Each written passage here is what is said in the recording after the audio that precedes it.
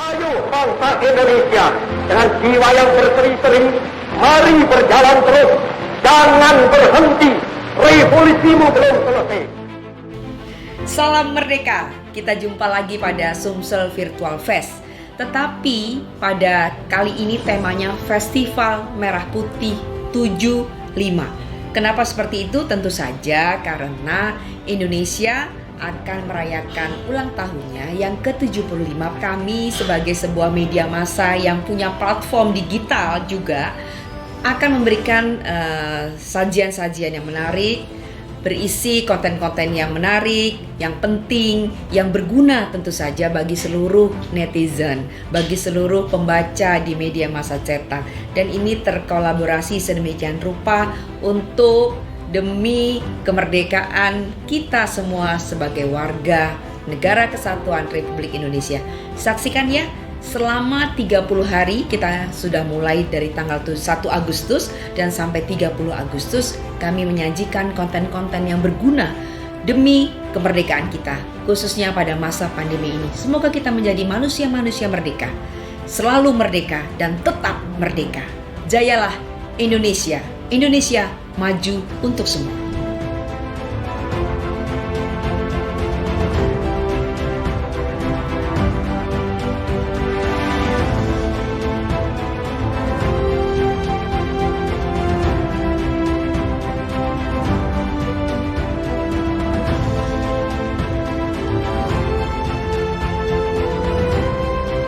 Tetaplah menjadi satu.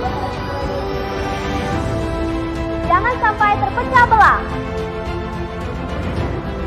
Raih prestasi terbaikmu dan buat bangsa ini bangga. Gapai angan dan citamu untuk masa depan yang cerah. Raih prestasi tertinggimu.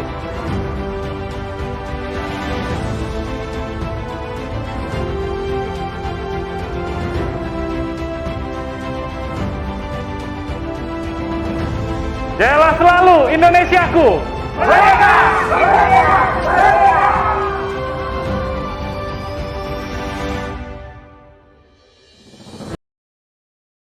Warahmatullahi wabarakatuh. Selamat petang. Kembali berjumpa dengan kami program Sumsel Virtual Fest yang dipersembahkan oleh Sriwijaya Post, Sripuku TV, dan Tribun Sumsel.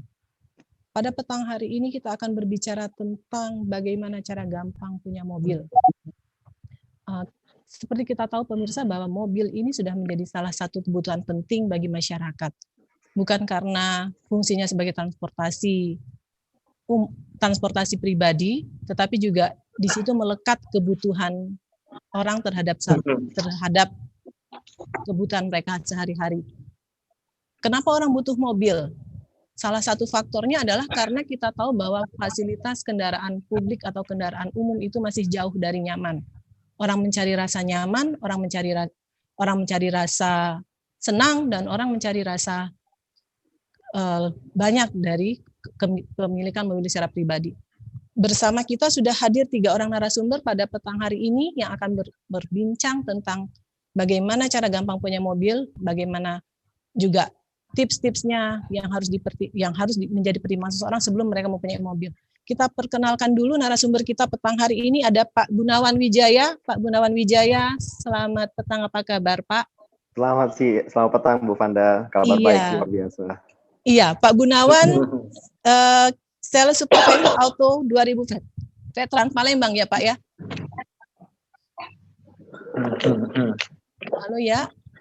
Ya Pak Gunawan ini sehari-hari menjabat sebagai Sales Supervisor Auto 2000 Veteran Palembang bersama bersama Pak Gunawan ada Pak Afik Fahri. Pak Afik Fahri, selamat petang Pak Afik. Ya, selamat petang Bu. Ya, sehat ya Pak? Sehat Bu, sehat. Iya, Pak Afik ini sebagai Kepala Cabang PT Toyota Astra Finance. Yang akan ngobrol-ngobrol kalau mau beli mobil, pinjamannya berapa banyak yang diizinkan, mungkin ya Pak ya, nanti Pak Afik akan membahas masalah tersebut, persoalan itu. Dan satu lagi yang cantik pada petang hari ini ada Ibu Dr. Yuliani SEMM CFP QWP AEPP. Ya, dosen Fakultas Ekonomi Unsri dan juga perencana keuangan. Oke, selamat petang Bu Fanda, selamat petang Iya, semuanya. iya. Semoga Bang kita Bu semua Yuliani. sehat selalu di COVID ini, kemanapun kita beraktivitas, tetap melakukan protokol kesehatan. Iya, Ibu Amin. Dokter akan membahas tips-tips ya Bu ya nanti Bu ya. Kenapa sih, apa yang harus jadi pertimbangan seseorang sebelum memutuskan untuk membeli mobil? Ya. Iya, kita mulai aja nih Bu diskusinya, bincang-bincang santai aja kita petang hari ini. Kita akan saya mau tanya nih ke Pak Gunawan nih. Saya di catatan kami ini ada data bahwa dari Gaikindo memuat data bahwa pada tahun 2019 itu ada 1.041.043.000 lebih unit mobil yang mengaspal di Indonesia. Dari Iya, Bu. jumlah ini itu adalah data yang langsung mengaspal. Sementara dari distributor ke dealer itu ada 1.030.000 unit sekitar ya Pak ya. Ya, itu wholesale-nya Bu, hitungannya tuh. Jadi Iya, wholesale itu adalah dari pabriknya ke dealer. iya. Jadi itu sudah di BBN-kan. Iya. Jadi dari data kita juga di sini ada sekitar 16 juta mobil saat ini orang memiliki mobil di Indonesia. Jumlah Ya. ini meningkat hampir 2 kali lipat atau 200% ya Pak dibanding tahun 2010 lalu. Berarti dalam jangka waktu 8 tahun itu peningkatannya dari sekitar 8,8 juta menjadi lebih dari 16 juta. Mungkin Ya, benar sekali, Bu. Pak Gunawan kita mau tanya, kita mau bincang-bincang nih. Sebenarnya apa sih mungkin yang menjadi latar belakang sendiri orang tertarik membeli mobil dalam jangka waktu 8 tahun itu peningkatannya cukup besar, dan juga yang ditawarkan oleh Toyota Auto 2000 Veteran untuk kepemilikan mobil ini. Silakan Pak Gunawan. Oke, terima kasih Bu Fanda. Selamat siang rekan-rekan semuanya. Jadi ada peningkatan 200%, yang mana 200% tersebut kebanyakan daripada pertama itu adalah faktornya itu adalah pertama adanya peningkatan GNT, Bu. Ada peningkatan pendapatan dari masyarakat kita, yang mana pendapatan masyarakat kita yang juga disokong dengan namanya komoditi kita yang juga sudah baik dan diterima oleh mancanegara, sehingga banyak sekali dari orang-orang tersebut yang awalnya yang tidak mempunyai kemampuan untuk beli mobil juga disokong oleh dengan namanya finance, mempermudah mereka untuk dapat kredit mobil, sehingga ada terjadi peningkatan signifikan 200% tersebut lonjakannya. Dari kurun waktu dari tahun 2010 sampai dengan 2020 itu, kita lihat secara daripada data Gaikindo itu 16 juta, dan artinya itu ada terjadi 200% itu peningkatan. Nah, peningkatan tersebut juga tuh selain dari faktor ekonomi, kita juga meningkat, komoditi kita juga bagus, terus juga ada namanya di situ sisi kebutuhan, yang mana tadi pertama kali Bu Fanda juga menggarisbawahi bahwa kepemilikan kendaraan ini merupakan suatu kebutuhan. Iya. Kebutuhan mendasar, Bu. Apalagi sekarang kan kalau Indonesia secara kita bicara secara demografinya, rata-rata satu keluarga itu isinya tuh ayah, ibu, 2 orang anak, atau bahkan bisa 3 sampai 4 anak. Nah, kalau misalnya satu keluarga tersebut kondisinya notabene tersebut, kalau misalnya mau jalan-jalan mau kemana, misalnya ada perluan untuk transportasi, mereka sudah memikirkan bagaimana caranya bisa satu keluarga tersebut bisa terakomodasi, Bu. Jadi salah satunya adalah moda transportasi umum sekarang ini adalah kendaraan roda 4.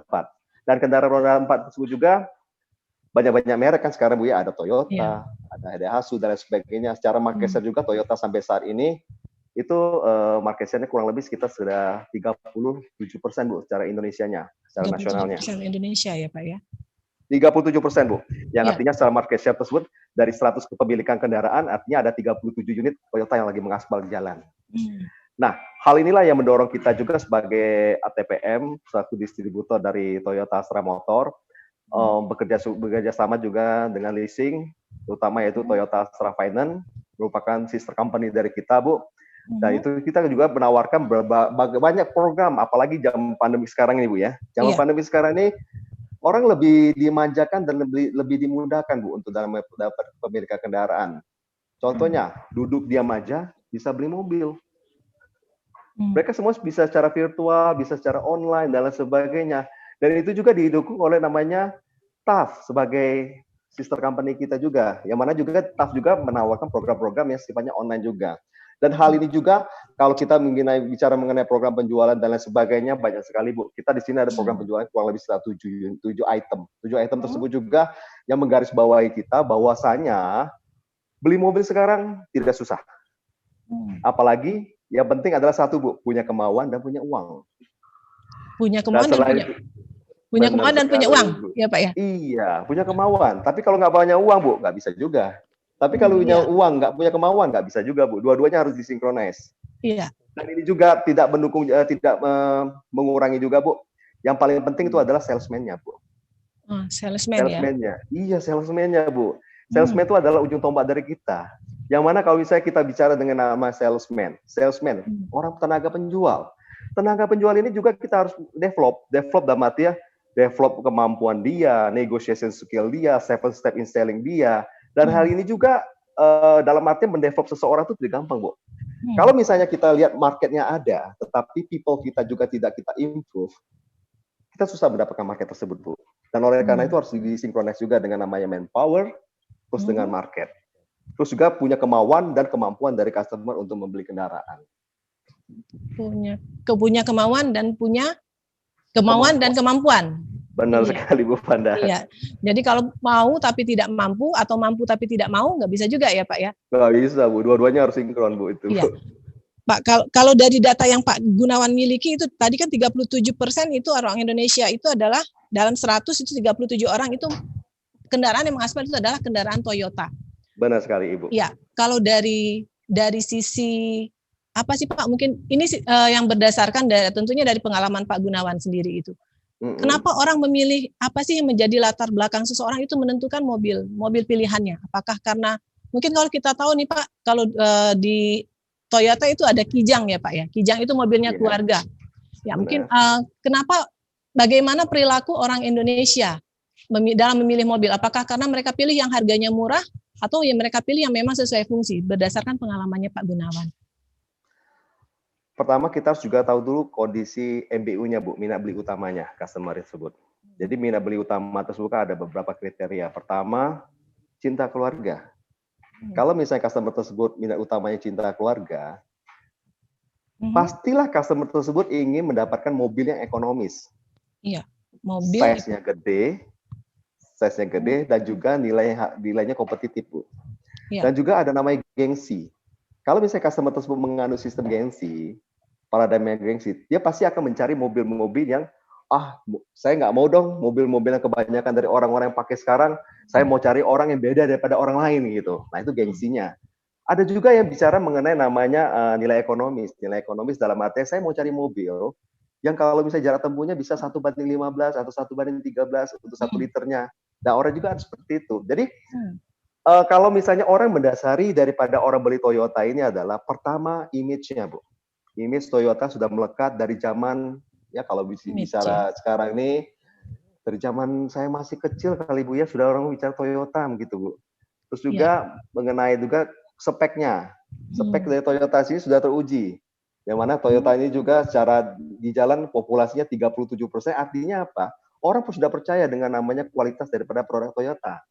Ketiga, harga jualnya kompetitif. Harga jual kompetitif. Keempat, untuk namanya resale value atau misalnya resale pada saat kita mau after sales juga kita didukung oleh jaringan purna jual Toyota yang gede, Bu, di sini. Kita ada 245 bengkel. Itu sudah bisa mencakup seluruh nasional. Dan juga walaupun contohnya nih, Ibu misalnya beli di Toyota di Auto 2000, mau servisnya di Irian Jaya, di Jayapura atau di Papua, bisa. Bisa ya. Asal kita servisnya di dealer authorized resmi.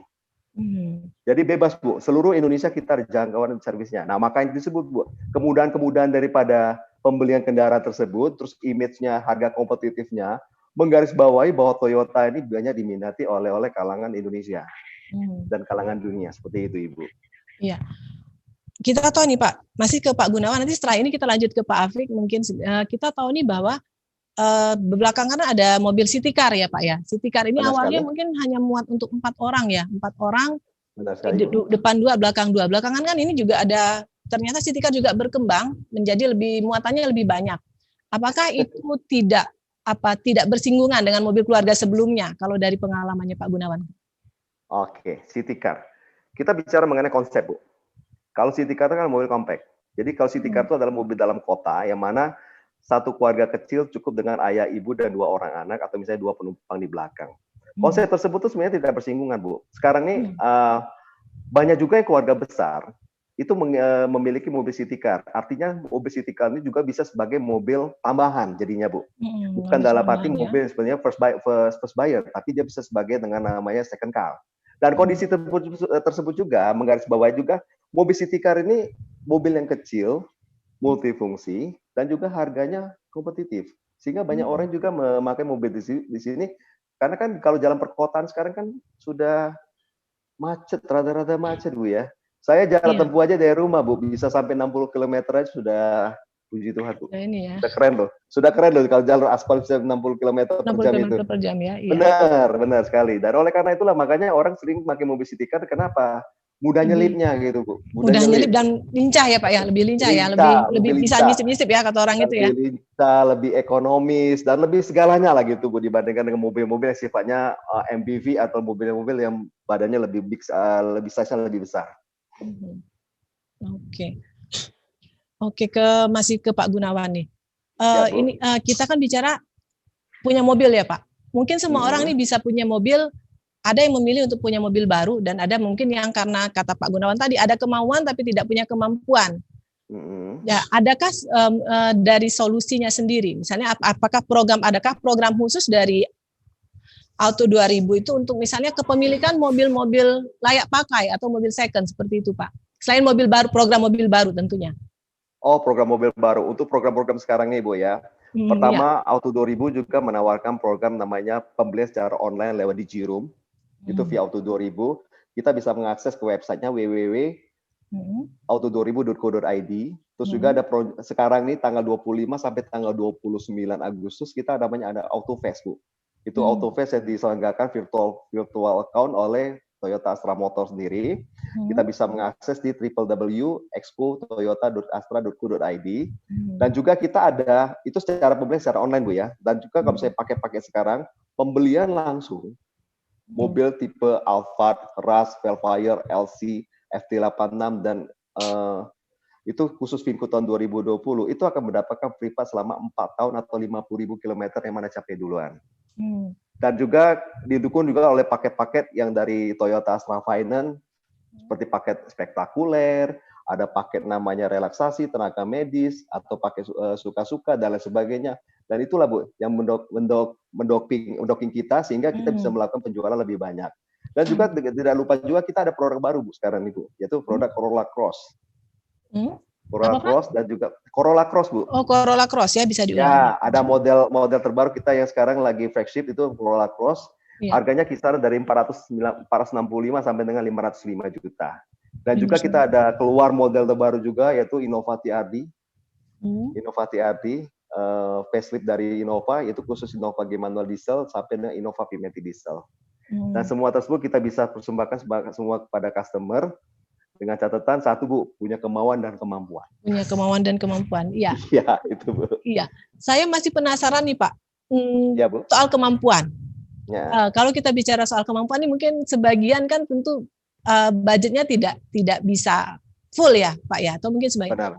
Dari Auto 2000 sini ada nggak misalnya nih orang mau tukar mobil yang lama ke model baru atau memang mereka baru mau beli tapi yang bukan baru seperti itu, Pak?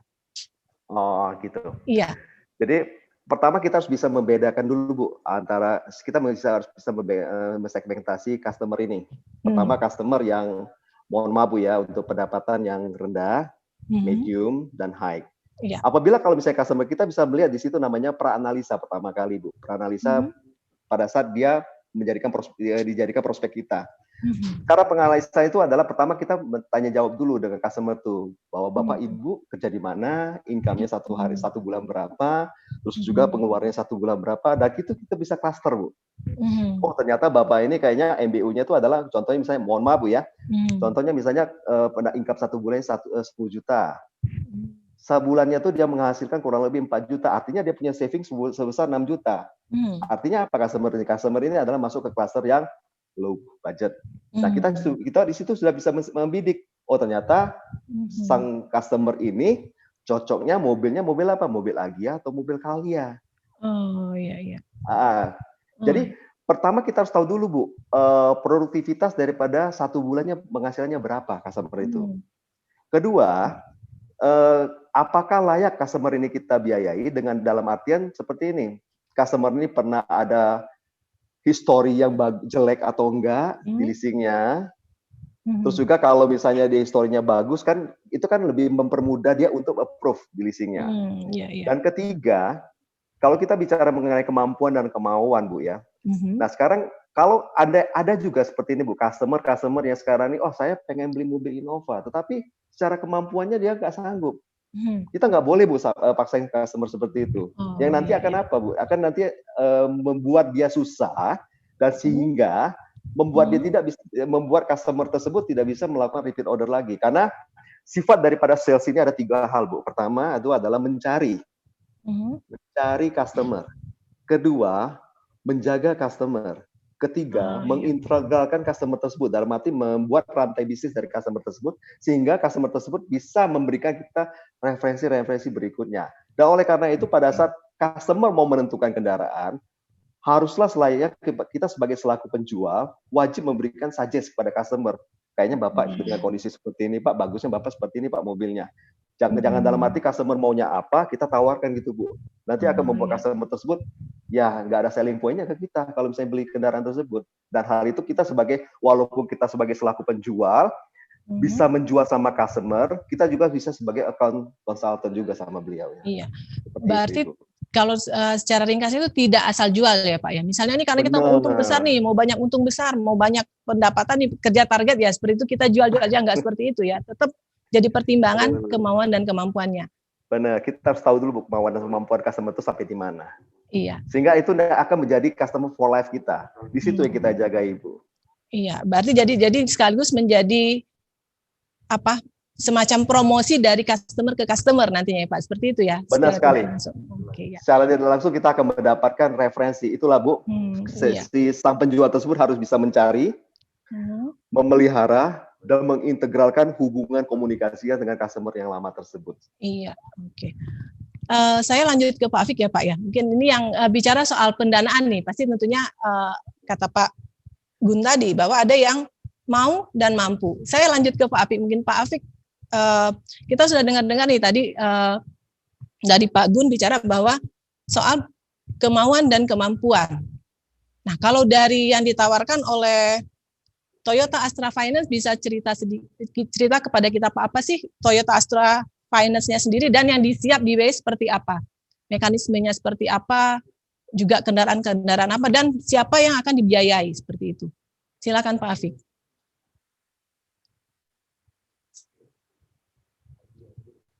Audionya Pak Afik, audionya.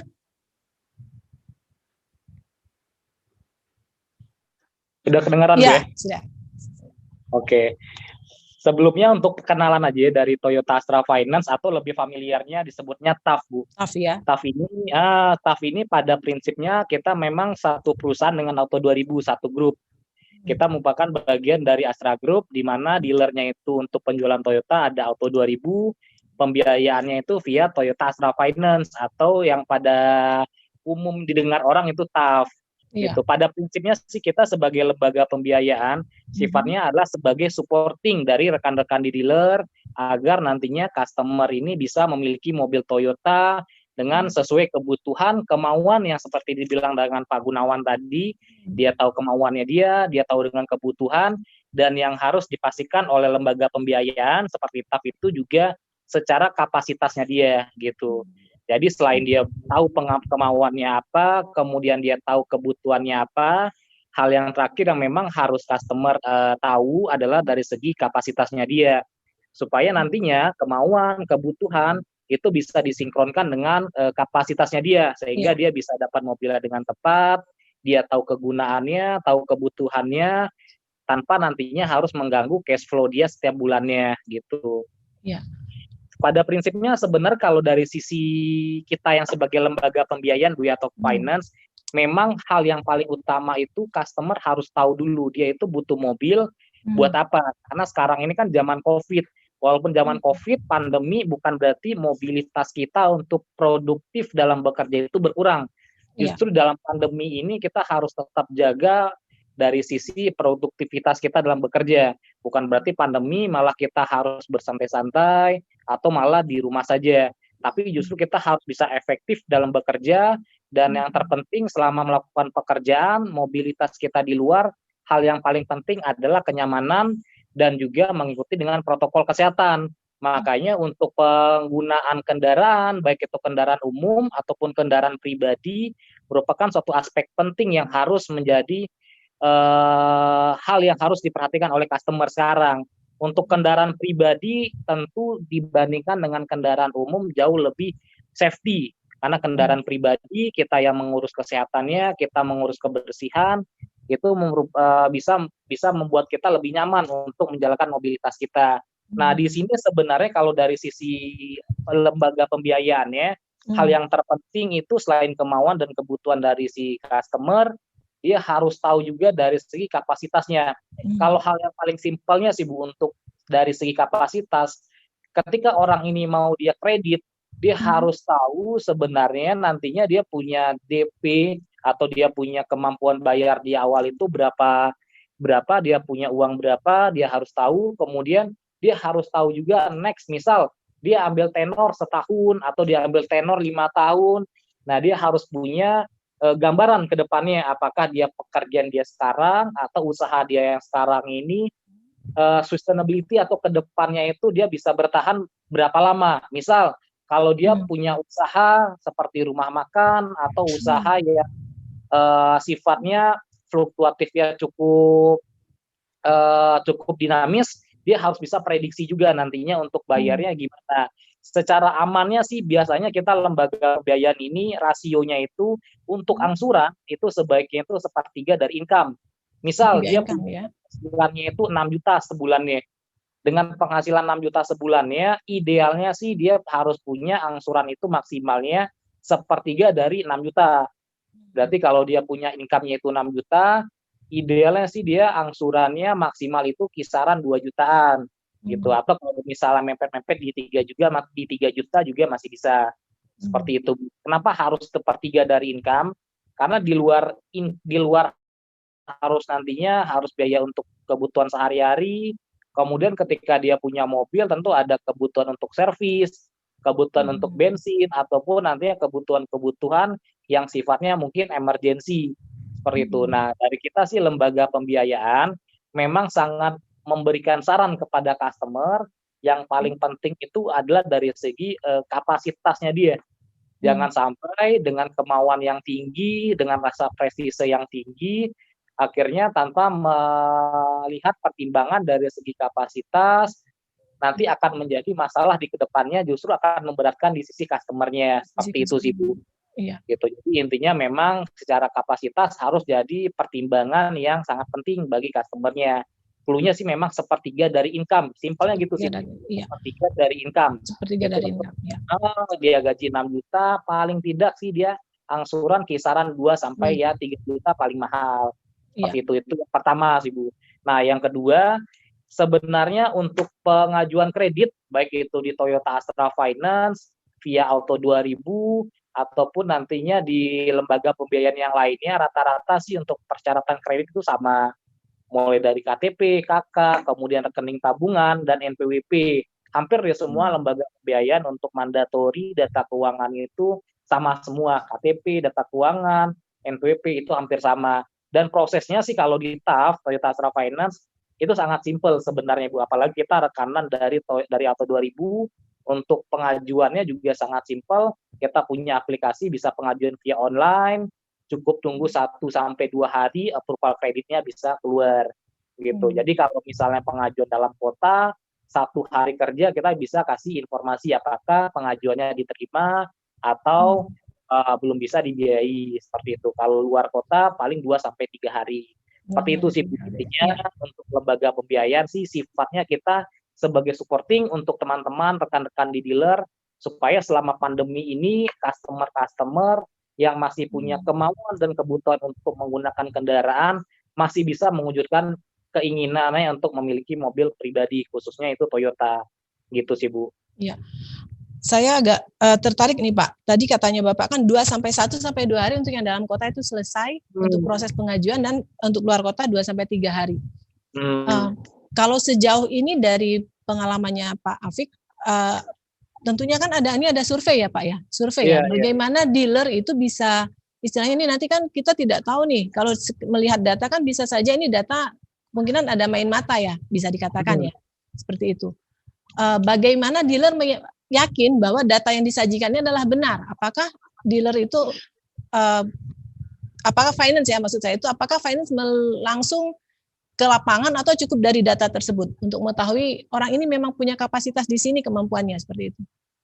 Oh gitu. Sebenarnya untuk pengajuan dalam kota 1 hari kita sudah bisa kasih keputusan, kemudian luar kota kurang lebih 2-3 hari, itu yang pertama Bu. Nah yang kedua untuk Toyota Astra Finance dari TAF-nya kita semua sudah full dengan digital semua Bu. Jadi semisalnya ada customer datang ke Auto 2000 Veteran pengen pengajuan kredit mobil. Dari sana nantinya customer kasih datanya ke salesman yang di Auto 2000 Veteran, lalu dari salesman Auto 2000 Veteran itu berikan data-data customer ke TAF. Nanti dari TAF akan proses. Nah, customer ataupun salesman itu bisa memantau proses kreditnya itu sudah sampai mana, apakah masih survei atau sedang di kredit analis atau sudah ada keputusan, itu bisa dipantau lewat aplikasi. Kita punya aplikasi namanya Digitaf. Aplikasi digital ini baik itu customer ataupun salesman dealer itu bisa mantau sebenarnya aplikasi yang mereka belikan ke TAF itu prosesnya sudah sampai mana, apakah sudah disurvei, apakah masih di kredit analis atau sudah disetujui gitu. Jadi customer dan dealer pun tahu perkembangan dari proses pembiayaan dia sudah sampai di mana gitu sih Bu. Jadi terlihat dari data digitalnya ya Pak ya, berarti tidak harus ke lapangan, nih sudah terlihat nih jejak digitalnya terlihat nih orang ini memang layak atau tidak ya seperti itu. Iya gitu. Dan ditambah lagi kita TAF ini Toyota Astra Finance kita sudah bekerja sama dengan semua lembaga pembiayaan dan perbankan. Jadi bagi customer yang punya historical by checking atau punya historical yang bagus di leasing atau pembiayaan yang lainnya, itu dia untuk approval kreditnya bahkan nggak sampai setengah jam bisa disetujui gitu Bu. Setengah jam bisa disetujui ya. Misal ada customer A ini dia punya historical kredit bagus di leasing, bagus di lembaga keuangan atau di perbankan. Kemudian dia punya skema kredit ini termasuk DP, tenor, kemudian dari segi pekerjaan atau usahanya bagus, dia pengajuan kredit via TAF, bisa 1 jam, setengah jam bisa langsung keluar keputusan kredit gitu. Jadi sistemnya kita dari TAF ini sudah terkoneksinya udah nge-link ke semua lembaga keuangan gitu Bu. Ya. Gitu. Jadi bagi customer yang merasa dia punya historikalnya bagus, kemampuan bagus, itu tidak perlu nunggu sehari atau bahkan sampai 3 hari, setengah jam, sejam kita bisa kasih langsung keputusan kredit ya. Gitu Bu. Ya. Kalau sejauh ini sudah berapa besar Pak yang disalurkan dari TAF sendiri untuk kredit? Mungkin sepanjang tahun 2020 sebelum pandemi dan juga setelah pandemi dan rencana ke depan berapa besar? Ya. Rata-rata kalau untuk yang penjualan yang via TAF Bu ya. Ya. Untuk penjualan via TAF di tahun 2020 ini ada kenaikan dibandingkan tahun 2019. Walaupun masa pandemi, tapi kalau dari aplikasi kredit yang masuk di TAF ini tetap cukup bagus, walaupun cukup fluktuatif. Di awal tahun kita naiknya cukup tinggi, kemudian selama pandemi ini agak turun sedikit, tapi trennya masih bagus. Seperti itu Bu. Nah untuk penjualan rata-rata sih kita bisa penjualan bisa 150 sampai 180 average setiap bulannya. Itu untuk penjualan mobil barunya. Seperti itu sih Bu. Iya. Kalau secara jumlah ininya belum tahu ya Pak ya berapa besar jumlah nominalnya yang tersalurkan kreditnya. Untuk nominal kita kalau di kita pencatatannya per unitnya Bu, per unit ya. Per unit mobil. Jadi rata-rata setiap bulannya itu kita bisa membiayai 150 sampai 180-an unit mobil setiap bulannya. Unit mobil ya Pak ya. Itu terdiri dari mobil mobil baru. Kita kalau Toyota Astra Finance ini, Toyota Astra Finance ini kita membiayai itu 3 produk sebenarnya Bu. 3 jenis mobil, baik itu Toyota, Daihatsu dan Lexus. Jadi ada 3 brand yang kita biayai kalau dari Toyota Astra Finance, itu Toyota, Daihatsu dan Lexus. Itu sih Bu untuk lembaga keuangan yang dari TAF. Iya, berarti ini mobil penumpang dan juga mobil usaha juga ya Pak, termasuk 150 sampai 180 unit ya. Setiap bulannya. Iya, oke. Saya mau lanjutnya ke Ibu Yuli nih. Sudah bisa bincang-bincang dengan Pak Gunawan, Pak Afik, dan nanti kita kembali lagi saya mau tanya ke Bu Yuli. Bu, tadi kita sudah bincang-bincang, ternyata ada kemampuan dan kemauan. Kita tahu nih Bu, mungkin mobil ini kan seperti di awal kita sudah berbincang tadi bahwa orang mau punya mobil karena maunya rasa nyaman. Mau rasa nyaman karena kendaraan umum juga fasilitasnya kita sama-sama tahu bahwa tidak semuanya itu nyaman ya Bu ya.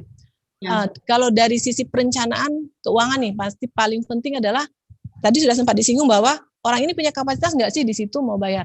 Nah dari Ibu Yuli sendiri, sebenarnya apa sih yang harus pertimbangan paling dasar seseorang sebelum dia membeli mobil, dan juga apa yang harus jadi bahan pemikiran dia sebelum memutuskan saya mau mobil ini, mobil city car kah atau mobil keluarga seperti itu. Silakan Bu Yuli. Oke, baik, terima kasih Bu Fanda. Menarik sekali ya bincang-bincang sore hari ini. Jadi bagaimana cara gampang punya mobil sudah disampaikan tadi oleh Pak Gunawan, Pak Afik ya. Dari sisi perencanaan keuangan, Bu, kalau misalnya suatu rumah tangga atau seseorang ingin membeli mobil, ini kita tanya dulu, dia motifnya untuk apa beli mobil? Apakah tadi yang diceritakan ingin merasakan nyaman karena di mobil umum itu apalagi pandemi ini cukup berbahaya gitu ya, ataukah memang beli mobil karena untuk meningkatkan produktivitas, misalnya dia bekerja, tiba-tiba kalau dia naik kendaraan umum, ternyata waktunya lebih lama, harus menunggu. Jadi motif membeli mobil itu apa? Apa karena ingin memang pertama kenyamanan, kedua ingin meningkatkan produktivitasnya sehingga ingin membeli mobil, atau ya konsekuensinya dia kalau ingin meningkatkan produktivitas berarti dia kan menghemat waktu gitu. Ternyata dengan punya mobil sendiri tuh waktunya lebih hemat karena lebih cepat sampai ke kantor gitu. Nah, dengan motif membeli mobil ini yang ketiga tadi, maka seseorang atau rumah tangga lah di dalam keinginan membeli mobil, maka tiga hal yang harus diperhatikan gitu. Yang pertama, apakah membeli mobil itu merupakan suatu kebutuhan gitu. Karena kadang-kadang tadi cerita Pak Gunawan, anaknya 3, mobilnya 3 gitu, anaknya 2, mobilnya 2 gitu kan zaman sekarang kan. Jadi motifnya yang pertama tadi adalah tipsnya apakah membeli mobil itu merupakan suatu kebutuhan ataukah ternyata bukan kebutuhan tapi sebuah keinginan gitu. Nah, jadi di rumah tangga di seseorang dia harus punya tujuan membeli mobil apakah kebutuhan ataukah itu sebuah keinginan, dan kalau itu misalnya sebuah kebutuhan keinginan tadi yang disampaikan Pak Gunawan, ada tidak kapasitas kemampuan untuk membeli itu gitu. Ada tidak kapasitas, punya tidak kapasitas kemampuan untuk membeli itu gitu. Nah, karena apa? Karena di dalam perencanaan keuangan itu perencanaan keuangan pribadi, perencanaan keuangan rumah tangga, itu pasti dia menyangkut rumah tangga. Misalnya tadi, dia harus membayar angsuran. Pertanyaannya, kalau membayar angsuran, bagaimana cash flow-nya dari rumah tangga tersebut? Cash flow didapat dari penghasilnya seperti apa? Apakah punya penghasilan tetap, ataukah saat ini pandemi nih? Pengaruh tidak penghasilannya karena pandemi? Nah, itu harus diperhatikan gitu ya. Memang kalau saat ini, apalagi pemerintah BI itu sudah kasih tahu tuh DP 0% katanya. Jadi nanti Oktober berlaku 0%. Jadi untuk kendaraan-kendaraan roda 2 gitu kan. Memang sebenarnya dengan kebijakan ini Bu, manis kita mendengar bahwa kita bisa punya mobil idaman saat ini. Iya, dengan DP 0% ya Bu ya? Iya, 0% gitu. Kita misalnya kita punya mobil idaman, pas waktunya untuk membeli. Tetapi gitu ya, itu kan yang manis-manisnya. Nah, yang pahit-pahitnya gitu kan? Yang pahit-pahitnya kita akan ada pos biaya di dalam rumah tangga yang harus dikeluarkan secara rutin tergantung dengan tenornya berapa lama gitu. Nah, apalagi kalau misalnya kita bicara tentang masyarakat yang memang mengatur keuangan rumah tangga.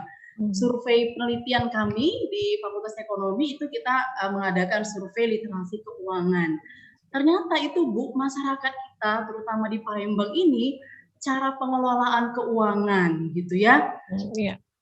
Paham dengan bahwa di rumah tangga tuh harus punya dana darurat gitu. Ternyata hasil survei kami itu belum sepenuhnya membuktikan kalau memang di rumah tangga itu merencanakan keuangannya tuh dengan baik dan benar gitu. Bahkan ada yang tidak memiliki dana darurat. Artinya pada saat kondisi seperti ini, penghasilan sudah berkurang, ya pengeluaran rutin itu harus selalu dibayar, ditambah lagi dengan situasi yang seperti ini. Ya. Nah, jadi artinya dalam pengelolaan rumah tangga pun sebenarnya itu harus diperhatikan. Nah, kalau memang tadi beli mobil motifnya ini sebuah kebutuhan yang nanti bisa untuk kegiatan produktif. Why? Ya kenapa tidak membeli mobil saat ini gitu kan? Ya. Namun di balik itu harus beberapa hal diperhatikan.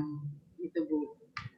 Iya. Ya, itu Bu pendapat saya untuk saat ini bagaimana? Karena ini benar Bu 0% misalnya kan tadi Pak Gunawan cerita Pak Afik bahwa yang mengajukan juga saat ini ya walaupun di awal tahun tadi tetap banyak, ternyata walaupun pandemi masih tetap ada orang yang berkeinginan untuk memiliki mobil. Kenapa tidak gitu? Cuman hati-hati jangan sampai setelah tenor akad dilakukan ternyata menggerus cash flow-nya di dalam rumah tangga. Perencanaan pribadi, terutama yang lajang gitu kan, lajang penghasilannya terganggu atau tidak. Yang rumah tangga berapa jumlah tanggungan di dalam rumah tangga gitu ya. Jadi itu harus diperhatikan. Jadi bisa dikatakan bahwa jangan harus lihat dulu butuh atau tidak ya Bu ya. Ya, tadi kata Ibu Yuli sempat menyinggung bahwa harus ada dana darurat. Dana darurat ini apakah bisa dipakai untuk membeli mobil? Layakkah misalnya ataukah boleh atau tidak? Bisa dikatakan seperti itu. Misalnya nih, misalnya seseorang ini merasa bahwa dengan adanya mobil ini saya bisa usaha nih. Misalnya saya bisa usaha jadi apakah dijadikan taksi daring ataukah dijadikan semacam lapak berjalan. Nah, bisakah dana darurat ini dialihkan kebutuhannya untuk pembelian mobil dalam artian sebagai fasilitas untuk berusaha seperti itu? Ya, jadi sebenarnya definisi dari dana darurat itu adalah dana yang memang kita cadangkan untuk kebutuhan di rumah gitu. Makanya sebenarnya rasionya itu kita harus siapkan 3 sampai 6 bulan ke depan. Nah, itu kita harus siapkan gitu. Misalnya kita bekerja jadi pegawai, tiba-tiba perusahaan tempat kita bekerja menggaji kita misalnya dia tidak beraturan atau misalnya dia berkurang. Nah, untuk menghidupi kebutuhan kita, mencukupi semua pengeluaran kita, dari dana mana yang kita ambil? Pasti otomatis dana darurat. Entah dana darurat itu kita simpan dalam bentuk tabungan, entah kita belikan misalnya sebuah barang yang berharga, pasti itu yang akan kita jual atau kita cairkan terlebih dahulu. Nah, kalau misalnya dana darurat nih ada nih 6 bulan, ya 6 bulan. Kita pakaikan nih untuk DP misalnya, kita pakaikan untuk beli mobil. Kalau menurut saya sih kurang tepat gitu untuk saat ini. Karena definisi dana darurat, dana yang diperlukan untuk membiayai kehidupan seseorang rumah tangga gitu antara 3 sampai 6 bulan ke depan. Makanya semuanya kita memerlukan dana darurat. Ya. Apalagi saat ini pandemi ini ya sangat penting sekali gitu untuk kesiapan kita untuk memiliki dana darurat. Dalam perencanaan keuangan itu dana darurat itu menjadi hal utama gitu. Cuman kadang-kadang survei kami pun membuktikan bahwa seseorang tuh tidak tahu dengan dana darurat. Tidak tahu harus punya berapa kali dana darurat untuk memenuhi kebutuhan selama 6 bulan ke depan. Kalau idealnya berapa Bu yang harus disisihkan untuk menjadi dana darurat dari penghasilan? Kalau dari penghasilan. Ya, jadi berapa persen? Punya dana darurat itu untuk berapa kebutuhan kita selama 1 bulan dihitung, itu berarti jumlah dana yang harus tersedia di dalam entah dalam bentuk tabungan kita. Artinya kita pun punya tabungan jangan hanya 1 gitu. Kita harus punya 2 tabungan, 2 rekening misalnya, 2 rekening, satunya untuk khusus dana darurat. Jadi setiap bulan kita harus ada pos minimal 10% dari penghasilan kita savingkan dalam bentuk dana darurat sebenarnya. Nah, jangan lupa bahwa dana darurat itu jangan kita gunakan, namanya emergency fund kan gitu kan. Baru bisa kita gunakan kalau memang itu untuk kebutuhan kita gitu. Bukan berarti kita nabung tiba-tiba kita belanjakan gitu. Habis dana daruratnya gitu. Iya. Padahal itu sangat penting untuk dicadangkan, baik seseorang yang lajang maupun sebuah rumah tangga. Meskipun sekarang masih sedang banyak-banyaknya promo ya Bu ya, aneka produk ini banyak promo nih sekarang. Tetap dana darurat kalau bisa jangan digunakan. Iya, kalau sekarang memang banyak promo, pokoknya intinya kalau dari sisi perusahaan kan dia bagaimana tetap omset penjualan, tapi dari sisi kita sebagai kita yang punya dana, kita yang mengatur keuangan, kita harus memperhatikan gitu, jangan sampai kita terjebak apalagi dengan promo yang memang mungkin itu hanya keputusan keinginan gitu, bukan kebutuhan gitu. Ya, kebutuhan keinginan. Kita punya kapasitas untuk memiliki itu. Iya. Gitu. Kembali lagi ke soal kemampuan lagi mobil ya Bu ya, kepemilikan mobil. Kalau dari tentu nih kan kata Ibu tadi nih, sekarang lagi banyak promo nih. Mungkin di sini ada TAF, mungkin juga ada lagi finance lainnya. Kalau dari Ibu Yuli sendiri, apa sih yang harus dipertimbangkan seseorang sebelum memilih lembaga pembiayaan? Ya, harus diperhatikan ya. Lembaga pembiayaannya itu terdaftar di OJK, itu yang pertama. Tapi kalau tadi kan Pak Afik sudah ceritakan ya TAF itu ya, yang pertama adalah terdaftar di OJK, itu yang pertama. Nah yang kedua, kalau kita pun mau beli mobil pun kita leasing itu kan biasanya mereka punya program yang berbeda-beda tuh biasanya. Ya. Jadi kita bisa survei dulu gitu. Kita bisa survei dulu kira-kira leasing yang mana untuk keputusan kita untuk pembelian mobil tersebut. Tapi yang pertama dia harus terdaftar dulu. Tadi OJK dan legalitasnya seperti apa. Karena itulah yang akan melindungi masyarakat gitu. Ya, berarti jangan karena tergiur murah, tergiur tenornya bisa panjang dan angsuran ringan, ikut ke situ ya Bu ya? Ke situ. Nah itu yang nanti akan menyebabkan kita sudah akad terjebak dari kita. Jangan sampai, karena walau bagaimanapun masyarakat tuh harus edukasi, harus diinformasikan bahwa jangan gegabah kita walaupun memilih leasing juga lihat leasingnya terdaftar atau tidak, walaupun programnya banyak, kita hunting dulu nih, leasing ini seperti apa, programnya seperti apa, sebelum kita memutuskan untuk akad di leasing yang mana. Pokoknya mestinya harus hati-hati. Harus hati-hati. Ya, jadi saya banyak dapat ilmu nih dengan berbincang dengan Pak Gunawan, Pak Afik dan juga Ibu Yuli. Sebenarnya masih banyak yang mau kita obrolin tentang bagaimana cara gampang punya mobil. Cuma waktu kita sepertinya terbatas. Jadi saya mau kembali ke Pak Gunawan sebelum kita tutup diskusi kita sore hari ini. Saya mau minta satu kata dari Pak Gunawan. Apa yang harus dipertimbangkan atau apa promo dari Auto 2000 sendiri Pak, mungkin untuk bagaimana cara gampang punya mobil ini? Oke, kalau misalnya buat saya sih Bu, simpel Bu ya. Kemauan, kemampuan, dan daya beli Bu. Tambah lagi, kalau misalnya saya mengupas daripada kalimat dari Ibu Yuliana tadi itu kan, kita harus juga melihat kapasitas dari kita Bu. Dan juga tadi saya juga pernah ngomong sama Ibu, bahwasanya kita nih sebagai seorang salesman atau misalnya sebagai ujung tombak, kita juga harus sebagai konsultan bagi customer kita. Kenapa? Karena kita harus dekat secara emosional pada beliau. Karena pada saat kita sudah dekat emosional dengan customer, prospek tersebut akan datang dengan sendirinya Bu nantinya. Iya. Kenapa? Karena pada saat kita sudah dekat dengan customer, kita sudah sebagai konsultan beli customer tersebut, dia akan sudah mulai percaya dan trust. Dan kondisi sekarangnya adalah pada saat kita mau jual mobil atau misalnya mau jual apapun, Bu, yang penting itu adalah satu ya Bu, kata kunci, trust. Kepercayaan, trust. Jadi kepercayaan terhadap produk, kepercayaan terhadap namanya pendanaan, kepercayaan terhadap dan hal lain sebagainya itu wajib dengan kalimat kepercayaan Bu. Jadi kita harus timbulkan lagi satu kepercayaan bahwa kita ini sebagai seorang penjual, sebagai pendanaan dan lain sebagainya itu adalah bisa dipercaya. Bisa dipercaya. Nanti diskusi kita sore hari ini kita akhiri dengan kata bisa dipercaya. Jadi kemampuan, kapasitas dan bisa dipercaya. Itu berarti bagaimana seseorang harus mempertimbangkan saat dia harus membeli mobil apakah di dealer atau secara tunai ya Pak ya? Benar sekali Ibu. Iya. Kalau untuk mengenai promo-promo itu banyak sekali. Jadi tergantung dari customer untuk menyikapinya. Dan juga kita juga special thanks lah sama Pak Afik dan Ibu Yuliani. Karena kita juga dapat informasi yang lebih up to date sekarang Bu. Mengenai sekarang ini bagaimana cara mendapatkan kendaraan sama dengan informasi perkembangan perekonomian sekarang dari Bu Yuliani. Iya, terima kasih. Sepertinya diskusi kita harus berakhir nih Pak, karena sudah 1 jam lebih kita berbincang-bincang. Lain waktu saya masih akan mengundang Ibu Yuliani, Pak Afik dan juga Pak Gunawan.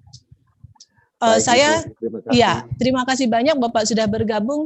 Saya mau menyapa pemirsa dulu. Lain waktu kita pasti akan bincang-bincang lagi. Pemirsa yang berbahagia, kita akhiri dulu diskusi kita petang hari ini. Kita sudah dapat banyak ilmu, kita sudah dapat pencerahan dari 3 orang narasumber. Akhir kata, saya Fanda Rosetyati, undur diri. Wassalamualaikum warahmatullahi wabarakatuh. Ayo bangsa Indonesia, dengan jiwa yang berseri-seri, mari berjalan terus, jangan berhenti, revolusimu belum selesai. Salam merdeka, kita jumpa lagi pada Sumsel Virtual Fest. Tetapi pada kali ini temanya Festival Merah Putih 75. Kenapa seperti itu? Tentu saja karena Indonesia akan merayakan ulang tahunnya yang ke-75. Kami sebagai sebuah media massa yang punya platform digital juga akan memberikan sajian-sajian yang menarik, berisi konten-konten yang menarik, yang penting, yang berguna tentu saja bagi seluruh netizen, bagi seluruh pembaca di media massa cetak. Dan ini terkolaborasi sedemikian rupa untuk demi kemerdekaan kita semua sebagai warga Negara Kesatuan Republik Indonesia. Saksikan ya, selama 30 hari kita sudah mulai dari tanggal 1 Agustus dan sampai 30 Agustus kami menyajikan konten-konten yang berguna demi kemerdekaan kita, khususnya pada masa pandemi ini. Semoga kita menjadi manusia-manusia merdeka, selalu merdeka dan tetap merdeka. Jayalah Indonesia, Indonesia maju untuk semua.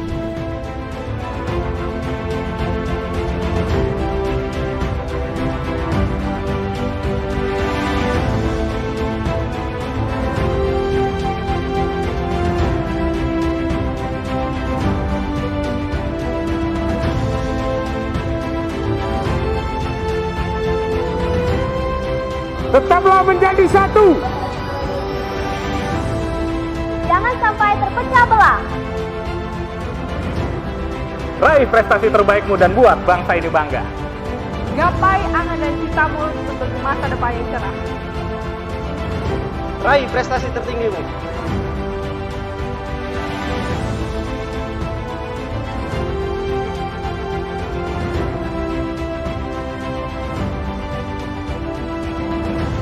Jayalah selalu Indonesiaku. Merdeka! Merdeka! Merdeka!